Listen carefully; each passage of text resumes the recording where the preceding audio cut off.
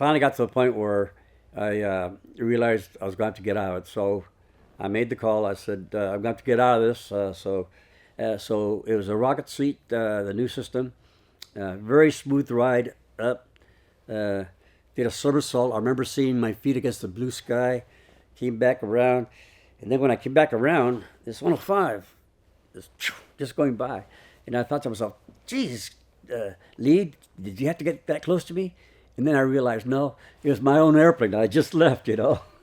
So I'm coming down the chute. I watched the airplane, and it flew several miles in a nice bank, gradual bank. And next thing I know, it hit a mountain ridge, big explosion. I remember thinking to myself, glad I wasn't in that. You are about to embark upon the great crusade to meet this mounting aggression. And make no mistake about it, good will prevail. I had a brother that was 15 years older than myself, and he flew P-47 Thunderbolts in World War II. And when he left to go overseas, I was quite young, and my dad didn't want me to forget him, so he was constantly reminding me. He says, now don't forget, you have another brother. And I'd say, well, where is he? And he says, he's on the other side of the world. Well, what's he doing? He says, he's fighting the bad guys. Well, how's he fighting the bad guys? He says, he flies an airplane. Ding! I knew that's what I wanted to do. I wanted to be just like him. And fortunately, I was able to achieve my dream 20 years later. Fantastic. Were you able to get involved in flying before you joined the service at all? Yes, I got commissioned through the ROTC program. And if you are slated for a pilot slot, which I was, they provide you 30 hours of flight time training. And at that time, it only took 30 hours to get your license. So if you're fortunate enough to do well and go through it and was ready at the end of the 30 hours to get your FAA test, that's what I did. Tell me about the F-100. Well, when I look back at it, I really am appreciative that I was able to start flying that. And I didn't realize at the time that the F-100 had a 38% accident rate, because it was a very difficult airplane to fly in the slow speed regime. From 200 knots or below, you couldn't use the ailerons. It became strictly a rudder airplane, which is kind of counter to what you're used to doing, you know. When you go through pilot training, they teach you, rudder here when you want to turn, and aileron when you want to turn this way or that way. And the 100, it had what it was called adverse yaw, and that was a result of the ailerons. When you start making a turn, the aileron comes out, the other one comes down.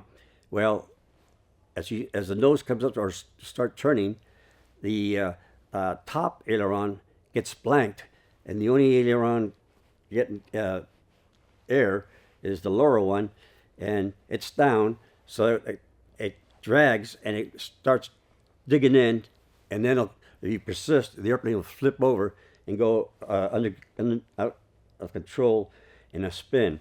So you're taught early on when you're checking out in the 100 is that when you get down that below 200 knots, strictly rudders, no aileron. And they teach you, if you do mess up and persist on using aileron and it starts flipping over you, just let go of the stick, and if you do it early enough, the airplane will recover by itself.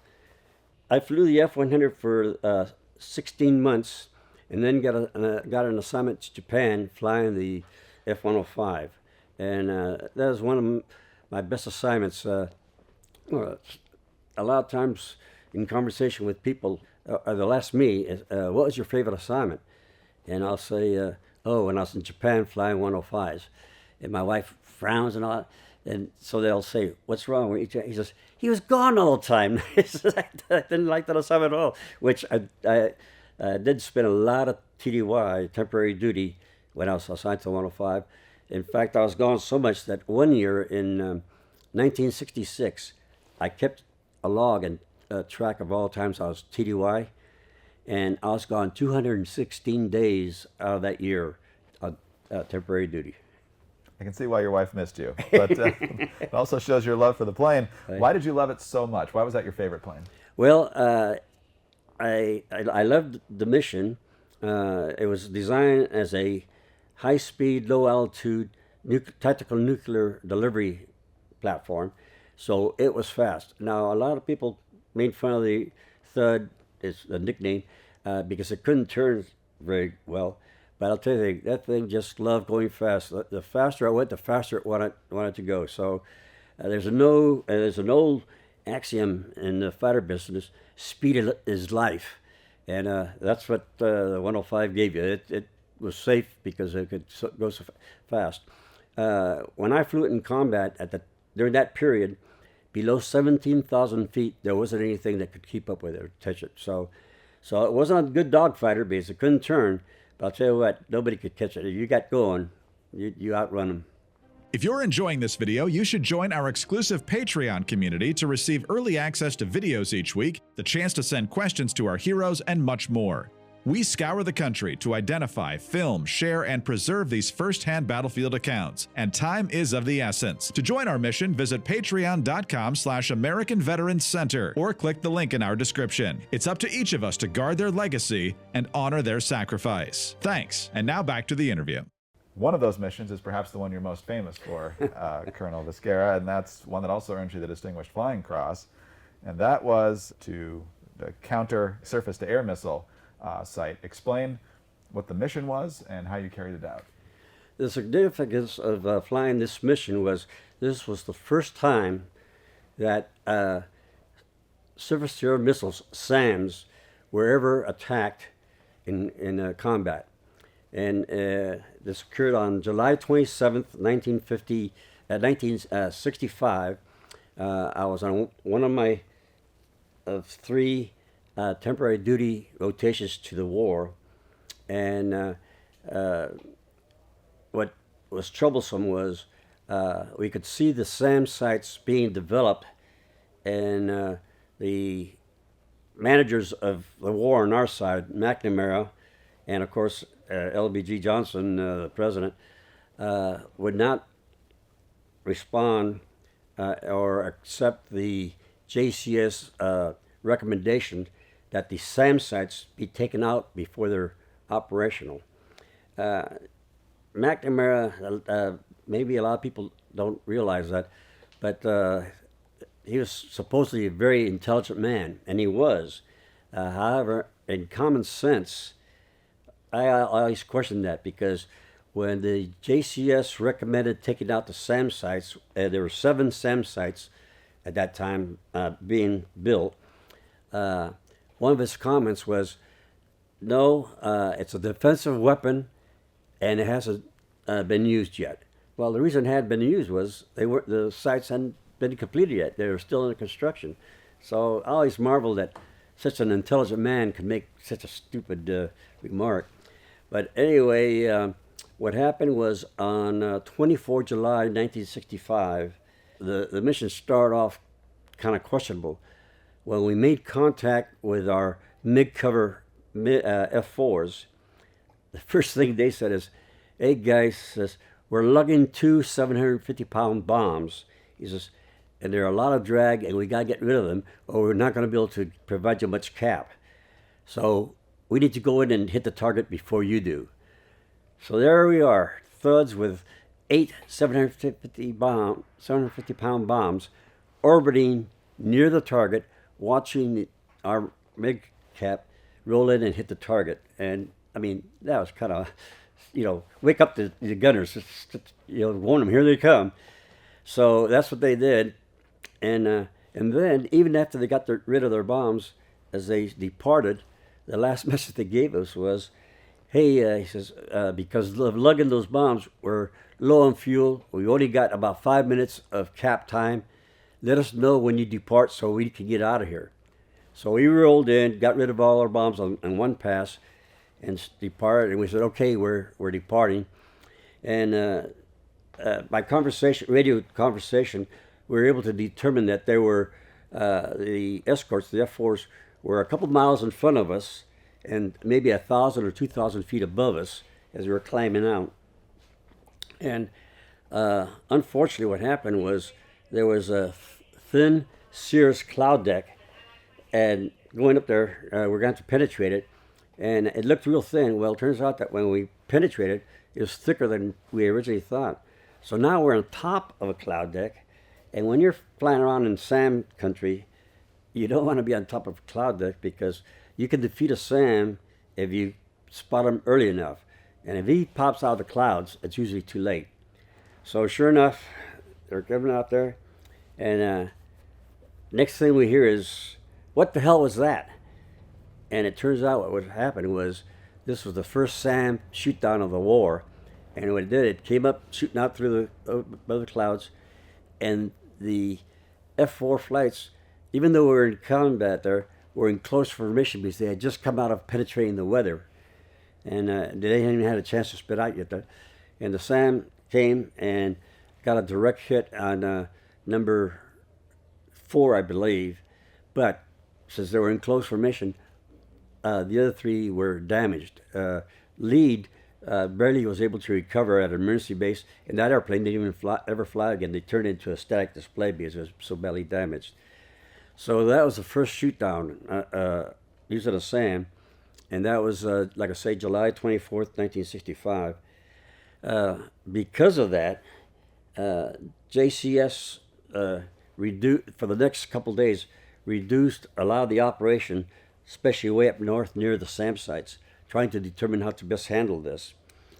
So finally, on the evening of July 26th, the frag came down, and for the people that don't know what a frag is, that's, I forget what the abbreviations stand for, but basically it's the tasking order telling you what targets to hit, what time you're supposed to hit it, and so on. So the frag came down the night of 26 July, tasking both, and we had 2 bases in Thailand of 105s, tasking both bases to strike every known SAM site at the time the following day, which was, like I said, at that time there were 7 of them. It was going to be such a mass gaggle of 105s in there that normally if you're scheduled to fly the next day, they didn't use you to do flight planning because you should get a good night's sleep. Well, this was going to be so big that even though I was going to be on a mission, they tasked me to do mission planning that evening. So there I am, and it come up about midnight when they finally relieved me. They said, okay, Intel can finish up the flight planning because I'd done the basic flight planning.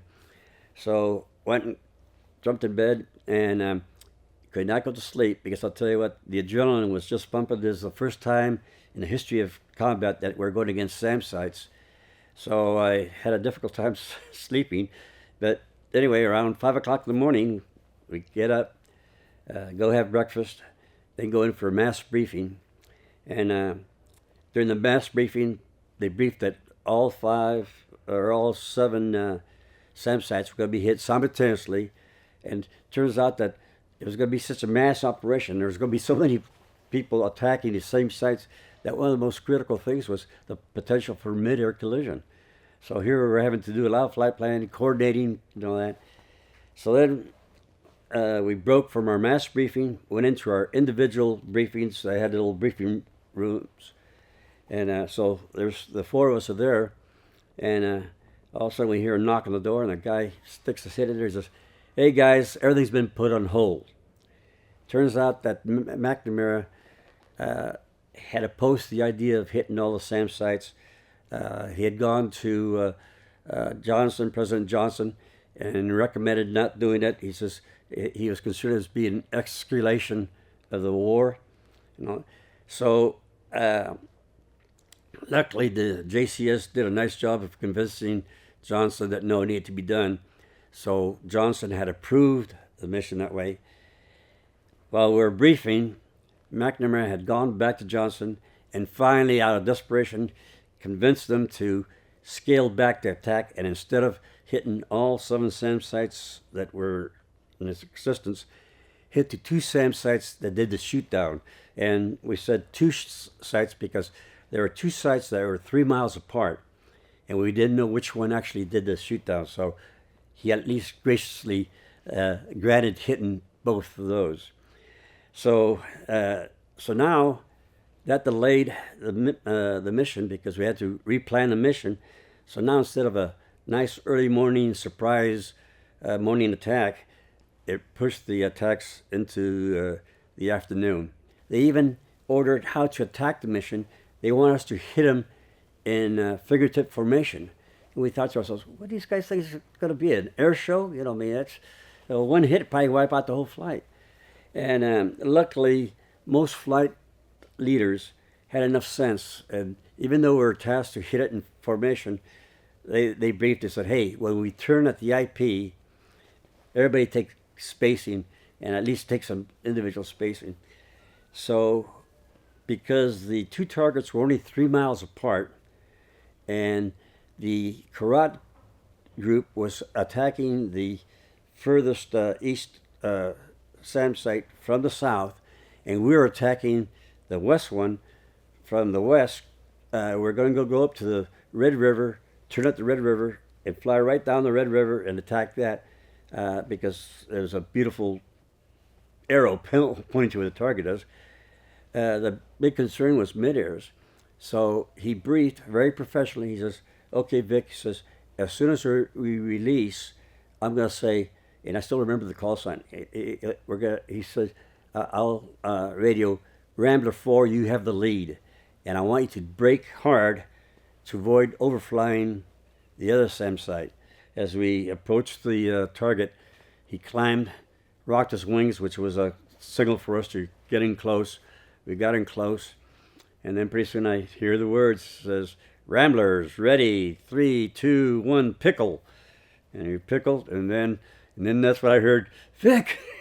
And I knew it was coming, so I didn't wait for him to say he had the lead. I broke hard and brought the flight out of there. But anyway, the scary thing about that mission, it was scary from the radio transmissions, the audio, because we're still 10 minutes out from the target, and we had briefed that we were going to fly in at 50 feet. Well, hearing all the action going on, you know, the number 2 in the very first flight got knocked down. We hear the radio call, you know, I'm hit, and lead saying, keep it going, see if you can get over the next ridge, stay with the airplane, try and get over the next ridge. And then the next thing you hear is beep, beep, beep, as the beeper is going off when he bails out.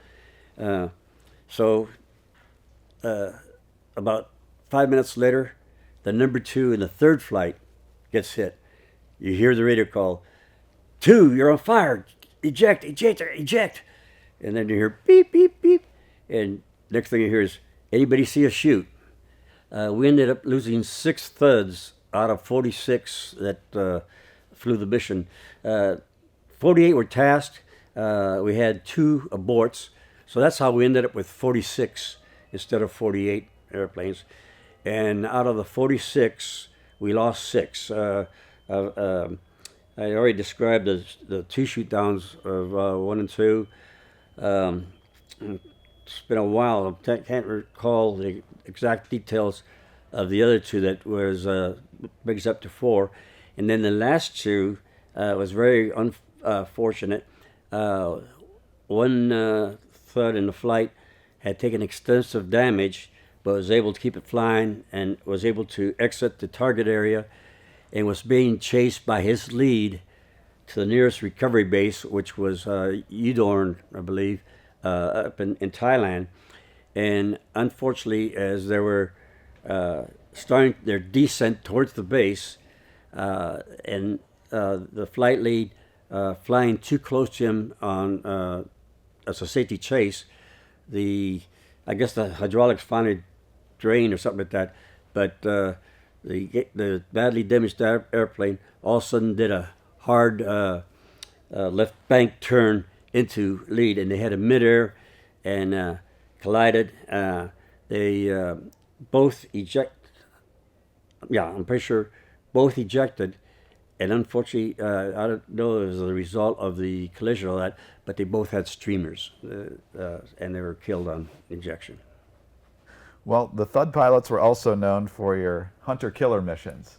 So describe what that is and how they were conducted. With the advent and introduction of SAMs into the war, we had to come up with something to counter that right away, and they came up with the concept of putting special electronic equipment in an aircraft. Preferably, it was a two-seater, so they could have a electronic warfare officer monitor and operate this electronic equipment, which was to detect and seek out SAM sites, because we had to take them out. They were impeding our normal operations. So the concept was tested in 7 F-100s. So the first wild weasels were 7 F-100s that were specifically modified like that. And they operated and proved the concept viable, although they arrived in theater November 1965. November 1965, and by December there was only one left. The 6 of them had already been shot down, and the first successful SAM kill by these weasels occurred in December of that year. Well, you mentioned a little bit earlier watching the other pilots having to eject from the earlier mission to take out the SAMs.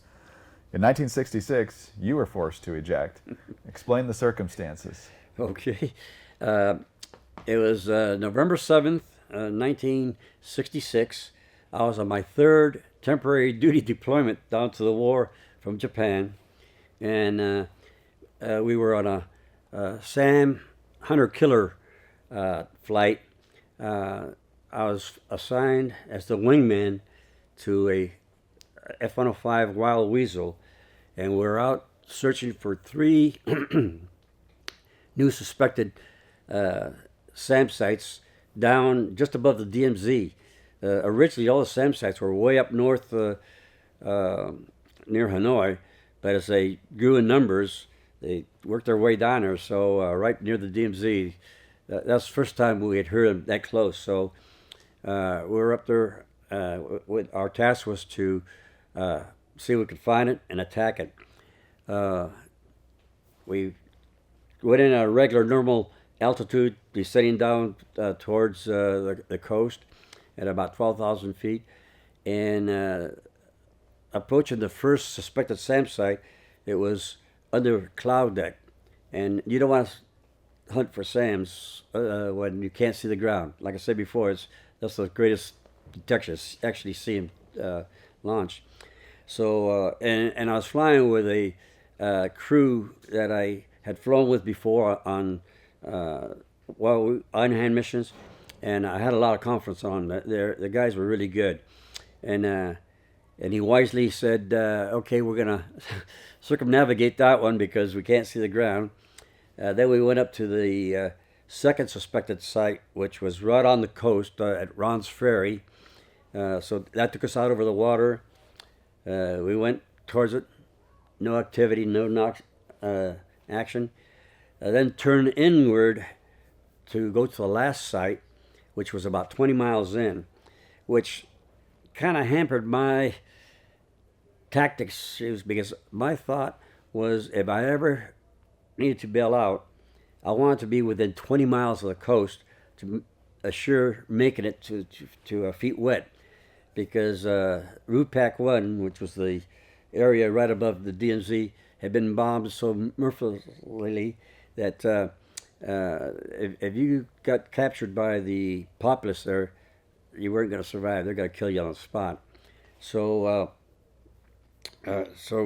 this one was right at my self-dictated 20-mile border there, and when we got there, no activity either, except for as we were just approaching it, the EWO and the Wild Weasel I was flying with said, picking up a little gun radar. He says, but it doesn't stay on the air. He says, every time I try and lock him up, he's already off, So that might have been, if I got shot down, it might have been the golden BB from that thing. But truthfully, I don't think I got shot down. I think I was just unfortunate to get shot down by Pratt & Whitney having an engine failure. So anyway, as we got to that site, he said, let's go back to the first one and see if the first site is, the weather is cleared out. And it's customary to keep radio chatter down, so I just double-click my radio, which gives him a little click. He knows I'm acknowledging him. So I just click, and we started turning, when all of a sudden I got a hellacious compressor stall. Now, I flew the F-100, and the F-100 was known for compressor stalls. I mean, if you didn't get a compressor stall in the 100, you weren't flying it right, you know. So that was very common. The 105 had a good intake design, so compressor stalls was not a common thing to a 105. So as soon as I got this compressor stall, and it was violent enough that it knocked my feet off the rudders, you know, kapow! So I called lead. I said, hey, I got compressor stalls. I'm heading so towards home base and all. So we got separated momentarily. So then he rolled back and he says, give me some steers and all that. Anyway, he came back, and first thing he said was, get rid of your bombs. My next question was, safe or armed? He goes, armed. so I armed the bombs and got rid of them. And still wasn't able to maintain airspeed or altitude, and I'm on a gradual descent. So I said, I got to adjust in the tanks. I'm still losing altitude. So I adjusted the tanks, and finally got to the point where I realized I was going to have to get out of it. So I made the call. I said, I'm going to get out of this. And one thing that I remember is we had a lanyard. The procedure is anytime below 2,000 feet, you'd take the clip from the lanyard and hook it up to your D-ring, and that overrode the altimeter and timer in your chute and gave you an instant opening chute for low altitude bailouts. And anytime you went above 2,000 feet, you would disconnect that, and you had a little spring here. First thing that happened is I went to eject, and I pulled the arm rest up, and the canopy didn't go. And I thought, man, I am having a bad day. Not only the engine failed, but now the systems failed. And I thought I was going to have to eject myself through the canopy, which is the procedure you do if the canopy doesn't jettison. So it took me a long time to get the courage to squeeze those triggers. But as soon as I touched those triggers, and I'll never forget how sensitive they were, because I barely touched them, all of a sudden the canopy went. And all of a sudden I realized, ooh, I got the new rocket seat system, because it had changed that the canopy wouldn't eject until you actually pull the triggers. So it was a rocket seat, the new system, very smooth ride up. Did a somersault. I remember seeing my feet against the blue sky, came back around, and then when I came back around, this 105 is just going by. And I thought to myself, geez, lead, did you have to get that close to me? And then I realized, no, it was my own airplane. I just left, you know. So I'm coming down the chute. I watched the airplane, and it flew several miles in a nice bank, gradual bank.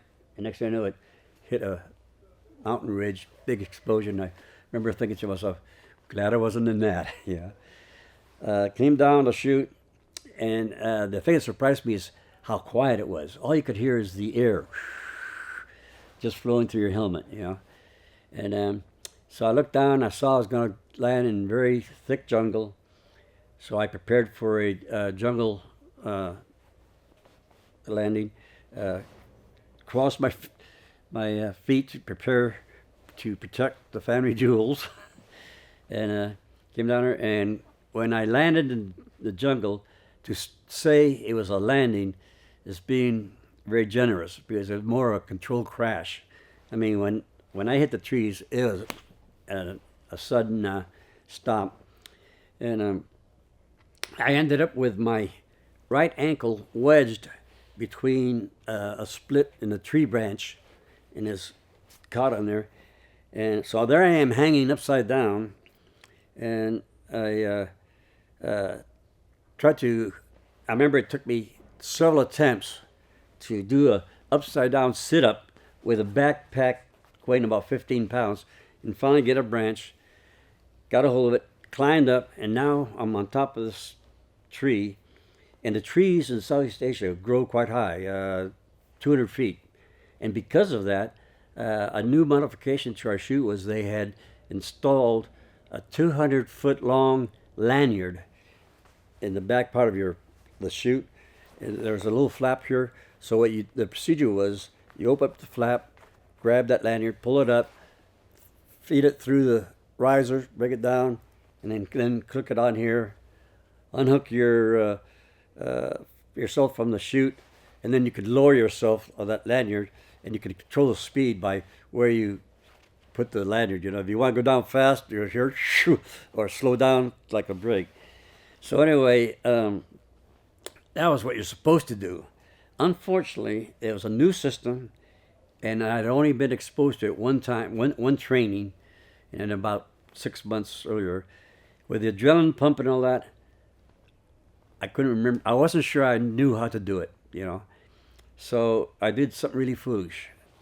First thing I did is I took my helmet and I dropped it to try and get an estimate of how high I was, and it disappeared. The jungle was so thick, it disappeared. So I thought, well, didn't learn anything there. But I wanted to get off that tree so bad that I did something very foolish. I chanced it, and I released myself. And was I surprised, because when I dropped only about 6 feet. So which meant that when I was hanging it upside down by my ankle, my head was only about 3 feet off the ground. So anyway, so now I'm on the ground.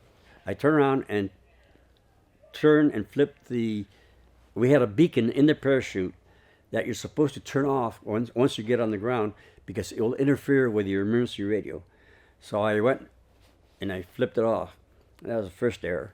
Then I get out on my radio and I turn it on, and poor design. In fact, I submitted a design change to it. Is the toggle switch on the emergency radio was off, then it was talk, and then further up was beeper. Well, with the adrenaline pumping, when I push it right through talk and went into the beeper mode. So first thing I hear is the flight lead tell me to silence my beeper, the one in the chute. So I turn around, flip it off, and then when I went all the way through beeper, every time I tried to talk to him, it was just beep, beep, beep, you know. So the guy was smart. Now we start playing 20 questions, you know. If you're reading me okay, give me one beep. Beep. So he finally says, rescue's on the way. He said, turn your radio off 15 minutes, save the battery, and come back up in 15 minutes. So I acknowledged. So now I'm sitting there in the jungle, and even though coming down it looked real thick and all that, I look around and I realize that, hey, it's thicker, but I'm still kind of out in the open. So I walked about 200 yards up an incline to the cars, and I got there, and I'm thinking to myself, gotta hide, you know, where can I hide? Well, that's where the old adrenaline pumping, you have tunnel vision, and as I calmed down, my vision expanded, and I said, oh, geez, there's a cave. Oh, cave over there. There's entrances, it was like a labyrinth, you know.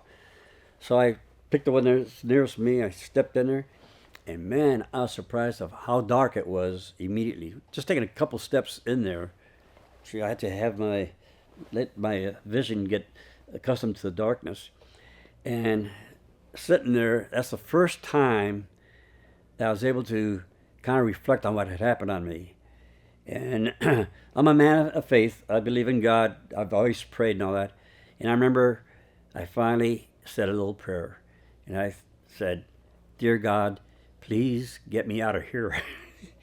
And it was like my prayers were answered, because I no sooner finished saying that and I heard the airplanes coming back.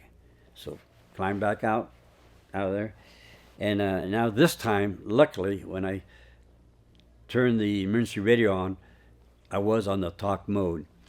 So the rescue efforts were above me. The Sandies, which are A1s, They were be the rescue commander. And so when I went out, it surprised me. When I jumped out, it was a scattered cloud condition. By now, when I go out there, total overcast. I can feel occasional big drops of water, rain. But there was one big sucker hole off to my 11 o'clock. And I hear the Sandys talking, and I hear Sandy 7, who was the commander, said, "There's a hole over here." He says, "I think I can spiral down and get underneath it." And I'm looking, and I'm seeing these coarse mountains going up there with the tops of them buried in the clouds. And I thought, man, that guy's got some brass ones. He's really taking a chance. So sure enough, he spirals down there, gets underneath the stuff. And so then he asked me for a radio count so he could get a direction on me. So I said, "Roger, Clipper 1, 2, 3, 4, 5, 5, 4, 3, 2, 1. And just about that time, he goes flying right over me. The procedure is they like to pin you down and know where you are before they clear the choppers in, because they want the choppers to be able to get in quick and right out. Otherwise, if they come in there and have to be searching for you, they get shot down. So this Sandy SAR commander saved my rear end, because he said, "Okay, we only got about 30 minutes of daylight left. We have a general idea of where you are. I'm going to clear the chopper in and see if you can direct them by voice." So I acknowledged that. So sure enough, a little while later, I can hear this, and I could tell he's a valley south of me. So I said, "I hear you. I think you're a valley south of me. Come up to the next valley." He acknowledged. So now I hear that a lot closer, and I got a glimpse of him flying from left to right, and he flew right over where my chute was hung up. So I said, "You just flew over my chute. Do you have it in sight?" And he goes, "Roger." And I got so excited that I said, "Okay, I'm only 200 miles north of the chute." And he goes, "You're where?" That's a negative 200 yards, 200 yards. So then he stops and he hovers towards me. And I'll tell you what, those guys were good. I couldn't believe it. When he lowered that tree penetrator, I only had to take one step to reach it.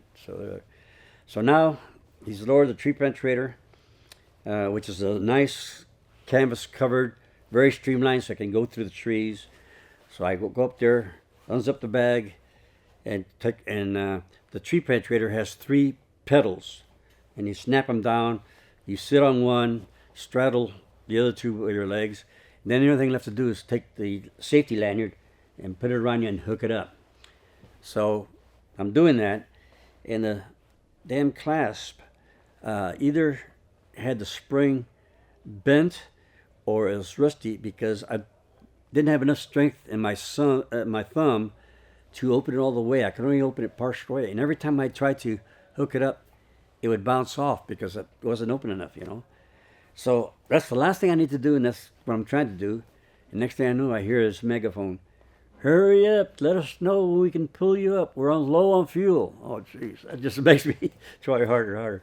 Well, after the 3rd call of, "We're low on fuel, hurry up," I thought, okay, I'm going to have to chance it. So I had my radio, and what I was going to say was, "Okay, I'm ready." All I got out was "okay." As soon as they heard "okay," they jerked me up, and it's such a violent jerk that I lost my grip on my radio. So now I've lost the radio drops off. So now that's the bad news. The good news is now at least I have 2 hands free to hang on to the cable, which that's what I'm doing.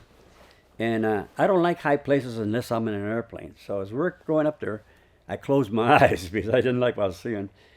Next thing I knew, I feel somebody grab the collar of my flight suit, pull me in, get in the chopper, and it's so noisy you can't talk. But I'll tell you what, the gunner, the little guy that had been operating the hoist that got me up, young guy, he looked at me, and you could tell that he was so happy that they got us. He'd look at me and give me the old, and I'd acknowledge that.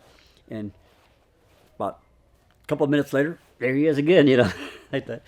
So next thing you know, he pulls the gun in, closes the door, and we're off going.